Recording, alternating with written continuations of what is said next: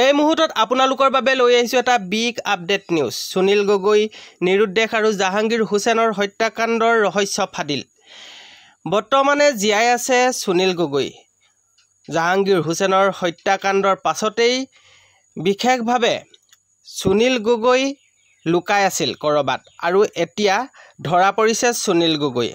আৰু এই সুনীল গগৈ বৰ্তমানে অসমত নাই, অসমৰ বাহিৰৰ কোনোবা এখন জেগাত সুনীল গগৈয়ে লুকাই আছে। আৰু এই সম্পৰ্কত কোনে কি কৈছিল সম্পূৰ্ণ কথাটো আপোনালোকক দেখুৱাম। আৰু এই কথাষাৰ প্ৰচাৰ হোৱাৰ পাছতে পুষ্পা গগৈৰ পৰা কিছু ভাষ্য আহিছে, এই সম্পৰ্কেও আপোনালোকক দেখুৱাম। আপোনালোকে প্ৰথমৰ পৰা শেষলৈকে ভিডিঅ'টো চাব, আৰু কোনোবা যদি প্ৰথম আহিছে তেনেহ'লে প্লিজ চেনেলটো ছাবস্ক্ৰাইব কৰি দিব, আৰু ভাল লাগিলে লাইক কমেণ্ট শ্বেয়াৰ কৰি সহযোগিতা কৰিব। তেনেহ'লে আহক প্ৰতিবেদনটোৰ মাজলৈ যাওঁ। সুনীল গগৈ কেছত মানে যিখিনি ঘটনা হৈছে তাৰ পিছত তেওঁৰ যথেষ্ট ইলেক্ট্ৰনিক ফুটপ্ৰিণ্ট পোৱা গৈছে। তেওঁক লোকেট কৰিবলৈ চেষ্টা চলাই থকা হৈছে, কিন্তু তেওঁ আছে আৰু তেওঁৰ ফুটপ্ৰিণ্ট আমি পাইছোঁ। আনফৰ্চুনেটলি 100% লোকেট কৰিব পৰা নাই। তেওঁ মোবাইল চেঞ্জ কৰি আছে, কিন্তু আদাৰৱাইজ তেওঁৰ ফুটপ্ৰিণ্ট যথেষ্টখিনি পোৱা গৈছে। CIDৰ আগত আছে, এভিডেঞ্চ ময়ো দেখিছোঁ। মানে অসমৰ বাহিৰত আছে। সুনীল গগৈ কেছত মানে যিখিনি ঘটনা হৈছে তাৰ পিছত তেওঁৰ যথেষ্ট ইলেক্ট্ৰনিক ফুটপ্ৰিণ্ট পোৱা গৈছে। তেওঁক লোকেট কৰিবলৈ চেষ্টা চলাই থকা হৈছে, কিন্তু তেওঁ আছে আৰু তেওঁৰ ফুটপ্ৰিণ্ট আমি পাইছোঁ।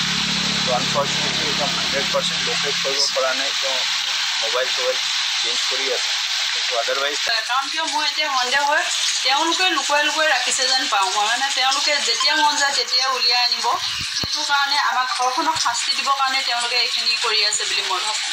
এতিয়া ক'বলৈ গ'লে তেওঁলোকে ইমানখিনি পাইছে যেতিয়া মানুহজন কিয় উলিয়াব পৰা নাই, মই সেইটোৱে আচৰিত হৈ গৈছোঁ।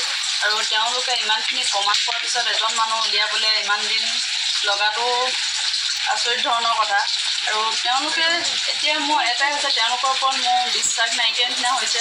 আৰু তেওঁলোকে যিয়ে নকওক, যিজনেই যি নকওক লাগে, মানুহজন যেতিয়ালৈকে তেওঁলোকে উলিয়াই দিব নোৱাৰে মই কাৰো কথা বিশ্বাস নকৰোঁ। কাৰণ কিয় তেওঁলোকে আজি ৰ'দ আছে বুলি ক'ব, কাইলৈ ৰ'দ আছে বুলি ক'ব, তেওঁলোকে কৈ থাকিব, কিন্তু মানুহজন উলিয়াব কিয় নোৱাৰে।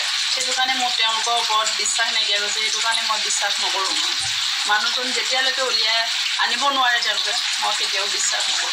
তেওঁলোকক জয়ন্ত গোস্বামী আনিলে হয়তো আৰু বহুত লোক ওলাই পৰিব, তেওঁলোকৰ ডাঙৰ মানুহ তাত সাঙুৰ খাব পাৰে। সেইটো কাৰণেই তেওঁলোকে সেইবোৰ আওতালৈ অনা নাই বুলি আমি ভাবোঁ। মই আমাক অকণমান শাস্তি দি থাকিব, আৰু যেতিয়া মন যায় তেতিয়াই আমাক ঘৰখনক জুৰুলা কৰিম বুলিয়ে ভাবি তেওঁলোকে এনেকুৱা কৰি আছে।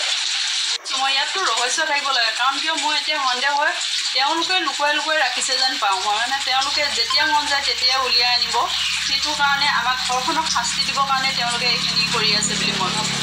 এতিয়া ক'বলৈ গ'লে তেওঁলোকে ইমানখিনি পাইছে যেতিয়া মানুহজন কিয় উলিয়াব পৰা নাই, মই সেইটোৱে আচৰিত হৈ গৈছোঁ। আৰু তেওঁলোকে ইমানখিনি প্ৰমাণ পোৱাৰ পিছত এজন মানুহ উলিয়াবলৈ ইমান দিন লগাটো আচৰিত ধৰণৰ কথা। আৰু তেওঁলোকে এতিয়া মোৰ এটাই হৈছে, তেওঁলোকৰ ওপৰত মোৰ বিশ্বাস নাইকিয়া নিচিনা হৈছে। আৰু তেওঁলোকে যিয়ে নকওক, যিজনেই যি নকওক লাগে, মানুহজন যেতিয়ালৈকে তেওঁলোকে উলিয়াই দিব নোৱাৰে মই কাৰো কথা বিশ্বাস নকৰোঁ। কাৰণ কিয় তেওঁলোকে আজি ৰ'দ আছে বুলি ক'ব, কাইলৈ ৰ'দ আছে বুলি ক'ব, তেওঁলোকে কৈ থাকিব, কিন্তু মানুহজন উলিয়াব কিয় নোৱাৰে। সেইটো কাৰণে মোৰ তেওঁলোকৰ ওপৰত বিশ্বাস নাইকিয়া হৈছে। সেইটো কাৰণে মই বিশ্বাস নকৰোঁ। মানুহজন যেতিয়ালৈকে উলিয়াই আনিব নোৱাৰে তেওঁলোকে, মই কেতিয়াও বিশ্বাস নকৰোঁ। তেওঁলোকক জয়ন্ত গোস্বামী আনিলে হয়তো আৰু বহুত লোক ওলাই পৰিব, তেওঁলোকৰ ডাঙৰ মানুহ তাত সাঙুৰ খাব পাৰে। সেইটো কাৰণেই তেওঁলোকে সেইবোৰ আওতালৈ অনা নাই বুলি আমি ভাবোঁ। মই আমাক অকণমান শাস্তি দি থাকিব, আৰু যেতিয়া মন যায় তেতিয়াই আমাক ঘৰখনক জুৰুলা কৰিম বুলিয়ে ভাবি তেওঁলোকে এনেকুৱা কৰি আছে। মই ইয়াততো ৰহস্য থাকিব লাগে, কাৰণ কিয় মই এতিয়া সন্দেহ হয় তেওঁলোকে লুকুৱাই ৰাখিছে যেন পাওঁ মই। মানে তেওঁলোকে যেতিয়া মন যায় তেতিয়াই উলিয়াই আনিব, সেইটো কাৰণে আমাক ঘৰখনক শাস্তি দিবৰ কাৰণে তেওঁলোকে এইখিনি কৰি আছে বুলি মই ভাবোঁ। এতিয়া ক'বলৈ গ'লে তেওঁলোকে ইমানখিনি পাইছে যেতিয়া মানুহজন কিয় উলিয়াব পৰা নাই, মই সেইটোৱে আচৰিত হৈ গৈছোঁ। আৰু তেওঁলোকে ইমানখিনি প্ৰমাণ পোৱাৰ পিছত এজন মানুহ উলিয়াবলৈ ইমান দিন লগাটো আচৰিত ধৰণৰ কথা। আৰু তেওঁলোকে এতিয়া মোৰ এটাই হৈছে, তেওঁলোকৰ ওপৰত মোৰ বিশ্বাস নাইকিয়া নিচিনা হৈছে।